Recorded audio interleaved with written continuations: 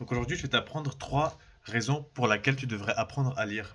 Et surtout lire en fait. Et pourquoi est-ce que je dis apprendre à lire? Parce que depuis tout petit, on t'a appris dans l'école, tu essaies de lire des livres que t'as pas envie de lire, de lire des conneries que t'as pas envie de lire des livres qui ont un centenaire, qui ont été écrits par des gens que tu connais pas, des gens que t'as pas envie de connaître, et forcément que ça te dégoûte de la lecture. Mais en fait, la lecture, c'est tellement une richesse énorme, et ce pour 3 raisons. Premièrement, c'est une manière d'acquérir le savoir.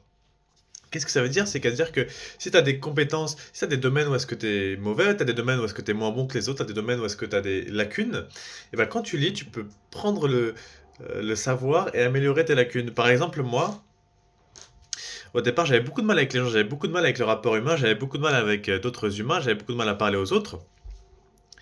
Et j'ai lu le livre How to Influence and Influence People by Dale Carnegie. C'est un livre qui est vraiment bien et qui parle de la philosophie et de la psychologie, l'interaction entre toi et les autres. Et c'est un livre qui parle entre autres de comment est-ce que les gens en fait ont besoin de leur sentiment d'importance et que si toi tu arrives en tant qu'humain à leur donner ce sentiment d'importance là, et ben ils vont t'aimer, c'est vrai. Imagine quelqu'un qui t'écoute et qui te complimente et qui veut pas en placer une et qui te laisse parler et t'exprimer pleinement, tu vas l'adorer, tu vas vouloir plus parler avec lui, c'est aussi une loi du charisme. Et avec ce savoir-là, avec un peu aussi de courage, et ben j'ai pu surmonter ma timidité, j'ai pu surmonter mon manque de relations sociales et je suis sûr que tu peux le faire aussi. C'est pour ça que c'est très important de lire et d'avoir ce savoir-là en tête. Deuxième raison, c'est que t'as déjà des gens qui ont fait des erreurs là, t'as des gens qui au départ en fait ont passé 5 ans, 10 ans de leur vie à faire des erreurs avec des gens, à faire des erreurs avec la timidité, à faire des erreurs avec des interactions sociales. Par exemple, ce mec Dale Carnegie, tu vois, c'est un mec qui a terminé par créer une société de conseils et de séminaires sur les manières et relations sociales. Mais ce mec-là, c'est un mec qui a galéré pendant longtemps, pendant 5 10 ans, avec les problèmes sociaux, et il s'est posé la question comment est-ce que on peut ratifier une interaction sociale, comment est-ce qu'on peut faire pour mieux être avec les gens, comment est-ce qu'on peut s'améliorer avec les gens, et en fait, il te le passe comme ça, tu vois ce que je veux dire? C'est comme si tu économises 10 ans de ta vie, parce que tu aurais pu passer 10 ans à essayer de deviner ça, sauf qu'il y a un mec qui a passé 10 ans de sa vie à se faire du mal et à régler le problème, et qui a réglé le problème et qui te l'offre avec 10 heures de ton temps, ce qui prend le temps de lire un livre en moyenne, hein, 10 heures, t'as pas besoin de plus. Et donc, c'est un moyen de pouvoir accumuler l'expérience, de pouvoir vivre plus longtemps, entre guillemets, parce que tu prends l'expérience des autres, tu prends tout le travail d'une vie d'une personne, parfois, hein, c'est ce qui est contenu dans un livre, ça peut contenir le travail d'une vie d'une personne.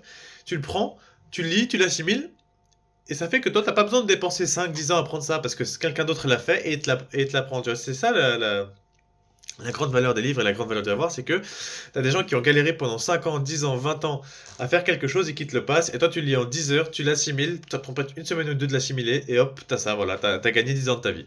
Et ça, c'est génial. Euh, Par exemple, tu vois, je suis tombé sur le livre The Charisma Myth de. Putain, comment elle s'appelle? Euh, de Olivia Fox-Cabane. Donc, The Charisma Myth, c'est un livre qui raconte comment est-ce qu'on devient charismatique. En fait, Olivia Fox-Cabane, l'autrice, c'est une dame qui s'est spécialisée dans le charisme, dans la recherche du charisme, et qui coach à travers le monde, ce qui est pour les USA, en fait, des CEO et des CEO et des chefs d'entreprise à devenir plus charismatiques, à gérer des problèmes en matière de charisme, etc., à gérer des crises de charisme, parce que le charisme, c'est quelque chose qui est tout à fait obligatoire pour un leader. Un leader ou un président qui n'est pas charismatique, t'as aucun respect pour lui. Regarde Biden, ce mec-là n'a aucun charisme. Il sait pas comment tenir une relation, il sait pas comment tenir un discours, il sait pas comment monter des marches. Personne n'a de respect. Par contre, quand tu vois Donald Trump, bah, t'as beaucoup plus de respect pour lui, peu importe ce que tu penses de lui, t'as beaucoup plus de respect parce que c'est un mec qui a du charisme. Et donc, grâce à ça, grâce à ce que j'ai lu dans ce livre-là, et donc grâce à cette personne-là qui a passé sa vie entière à fouiller les recherches sur le charisme, à expérimenter avec le charisme, à expérimenter avec ses clients, bah, elle me donne tout ça dans un résumé dans un livre qui est super facile à comprendre et que tu assimiles petit à petit, que tu rajoutes petit à petit dans la vie. Et moi, bah, grâce à ça, j'ai eu plein de gens qui sont venus me dire, qui sont venus me dire, Théo, mais j'adore discuter avec toi et c'est pour ça que tu as plein d'amis parce que tout le monde, quand on discute avec toi, en fait, on se sent tellement bien, tu t'intéresses aux autres et ça fait tellement plaisir. Et ça, on me l'a dit la semaine dernière 2 3 fois et j'étais super étonné parce que ça faisait à peine un mois que j'avais lu ce livre, à peine un mois que j'avais acheté ce livre et que j'avais commencé à implémenter ces choses et que en fait bah, les gens autour de moi ont commencé à m'adorer, à m'aimer et à me trouver beaucoup plus chaleureux que d'habitude et donc c'est vraiment le point fort de lecture. Et finalement, il faut que tu te rappelles toujours que la vie c'est une compétition. La vie c'est un endroit où est-ce que soit t'es le premier, soit t'es le deuxième. Ok. Dis-moi qui est le premier. Dis-moi qui est le mec le plus rapide au monde. Usain Bolt, ok, tu connais. Qui est le deuxième? Tu connais pas. C'est ce que je veux dire.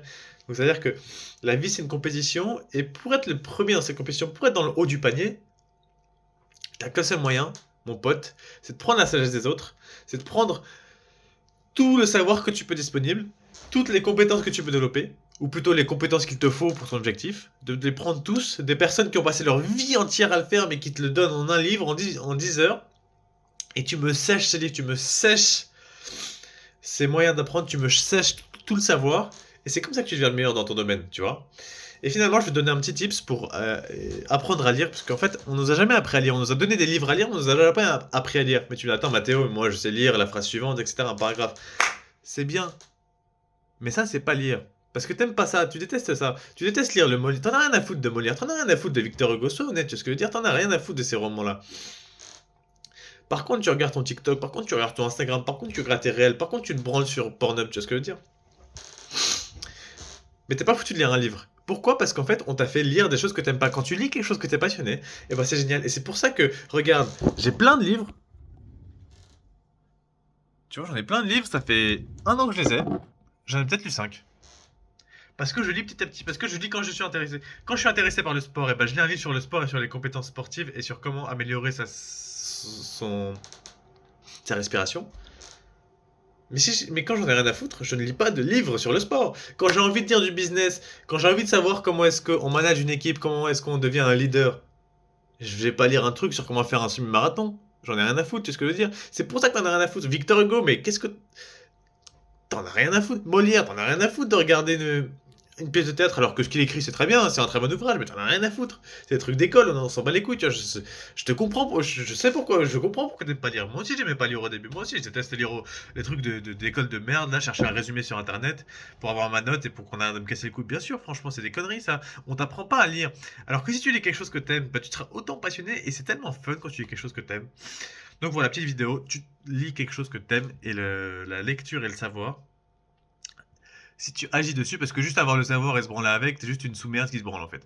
Mais par contre, si tu agis dessus, si t'as les couilles et le courage d'essayer et d'aller à droite à gauche, et de voir ce qui marche, de voir ce qui marche pas, de voir ce qui marche avec toi, de voir ce qui ne marche pas avec toi dans les livres, et de lire les livres comme ça, et bah je t'assure que franchement, c'est déjà lire, c'est en soi un sentiment énorme, et c'est très amusant quand tu lis quelque chose que t'aimes bien.